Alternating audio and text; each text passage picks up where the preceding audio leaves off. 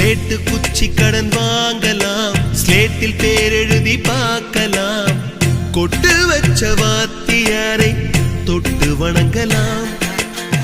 முட்டி போட்டு நின்ன இடத்தை முத்தம் கொடுக்கலாம். பள்ளிக்கூடத்தில் சொன்ன பாடத்தில் இந்த உலகத்தை நாம் அறிந்தோம்.